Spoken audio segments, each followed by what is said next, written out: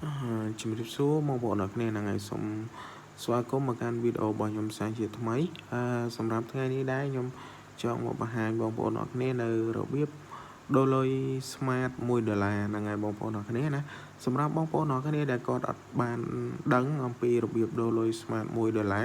អញ្ចឹងបងប្អូនអរគ្នាទស្សនាវីដេអូរបស់ខ្ញុំតាំងពីដើមរហូតដល់ចប់ណាបងប្អូនអរគ្នាហើយបងប្អូនអរគ្នាកុំផ្សាហ្នឹងហើយអញ្ចឹងបានបងប្អូនអរគ្នាអាចដូរលុយនឹងបានហ្នឹងហើយបងប្អូនអរគ្នា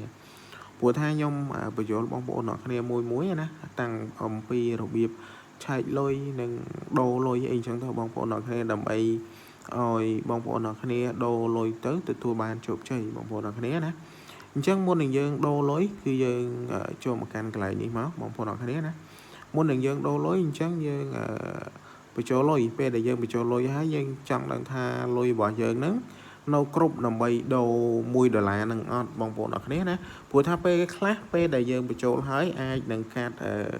1សេន2សេនអីអញ្ចឹងទៅបងប្អូនអរគ្នាអញ្ចឹងយើងត្រូវ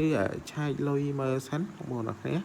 ហើយវិធីសាស្ត្រក្នុងការឆែកលុយយើងចុចផ្កាយ1201ត្រង់ជ្រូកបញ្ជូនបងប្អូនអរគ្នាណាផ្កាយ1201ត្រង់ជ្រូកបញ្ជូនពេលដែលបងប្អូនអរគ្នាបញ្ជូនគឺវានៅវិលអញ្ចឹងណាវិលមកស្ទុះវាលោតនេះបងប្អូនអរគ្នាបើសិនជាក្នុងករណីដែលបងប្អូនអរគ្នាឆែកទៅឃើញ00អញ្ចឹងណាអញ្ចឹងបានន័យថាបងប្អូនអរគ្នាគឺបញ្ចូលលុយអត់ទាន់បានជោគជ័យអញ្ចឹងតម្រូវឲ្យបងប្អូនអរគ្នាបញ្ចូលលុយម្ដងទៀតឬមួយក៏បងប្អូនអរគ្នាតាក់ទងទៅខាងក្រុមហ៊ុន Smart ដើម្បីឲ្យគេពិនិត្យមើលកាតអីអញ្ចឹងទៅបងប្អូនអរគ្នាឥឡូវឧទាហរណ៍ថាបើសិនជាបងប្អូនអរគ្នាឆែកទៅកន្លែងហ្នឹងគឺឃើញ150ណាអញ្ចឹងបងប្អូនអរគ្នាចុចដូរយើងគ្រាន់តែចុចផ្កាយ17សុំទោសបងប្អូនអរគ្នាគឺ100សុំទោសមិនមែន150គឺឃើញ100ឬក៏1រៀលអីអញ្ចឹងទៅអញ្ចឹងបងប្អូនអរគ្នាចុចដូរគឺចុចផ្កាយ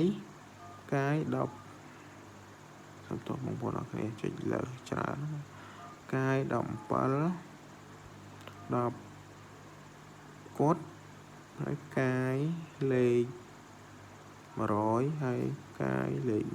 1ត្រង់ជ្រូកហើយបញ្ជូនបងប្អូនអរគ្នាណាផ្កាយ17 10កត់ផ្កាយលេខ100ផ្កាយលេខ1ត្រង់ជ្រូកបញ្ជូនពេលដែលបងប្អូនអរគ្នាបញ្ជូនហើយខាងក្រុមហ៊ុនគេនឹងផ្ញើសារឲ្យយើងហើយបងប្អូនអរគ្នាណាថាបងប្អូនអរគ្នាដូរបានឬមួយក៏អត់ហើយបើសិនជាបងប្អូនអរគ្នាអត់ឃើញសារបងប្អូនអរគ្នាអាចឆែកលុយដដែលមកបងប្អូនអរគ្នាគឺផ្កាយ1201ត្រង់ជ្រូកបញ្ជូនដដែលមកបងប្អូនអរគ្នាហ្នឹងហើយយើងបញ្ជូនមកបញ្ជូនហ្នឹងហើយបើសិនជាយើងឃើញកន្លែងហ្នឹង00អញ្ចឹងបានន័យថាបងប្អូនអរគ្នាហ្នឹងដូរលុយនឹងបានដោយជោគជ័យហើយក៏ប៉ុន្តែបើសិនជាក្នុងករណីដែលបងប្អូនអរគ្នាឆែកទៅឃើញលុយនេះកន្លែងហ្នឹងគឺនៅ$1ដដែលណាអញ្ចឹងបានន័យថាបងប្អូនអរគ្នាដូរលុយហ្នឹងអត់ទាន់បានជោគជ័យទេអញ្ចឹងតម្រូវឲ្យបងប្អូនអរគ្នាដូរលុយហ្នឹងម្ដងទៀតបងប្អូនអរគ្នាណាឬមួយក៏នេះបងប្អូនអរគ្នាកន្លែងនេះក៏នេះយើងគេអាចផ្ញើសារមកអញ្ចឹងទៅយើងមើលមានសារអត់ទេបងប្អូនអរគ្នាទេ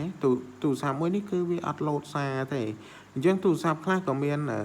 អត់ឡូតសារអញ្ចឹងដែរអញ្ចឹងបងប្អូនអរគ្នាអាចឆែកមើលតាមអ្វីដែលខ្ញុំបង្ហាញហ្នឹងទៅបងប្អូនអរគ្នាណាអញ្ចឹងសម្រាប់វីដេអូរបស់ខ្ញុំមានតែប៉ុណ្្នឹងទេបងប្អូនអរគ្នាបើសិនជាចូលចិត្តវីដេអូមួយនេះអាចជួយចុច like ចុច subscribe ដាក់សញ្ញារូបបដិងឲ្យម្នាក់មួយផងអរគុណច្រើនចំពោះ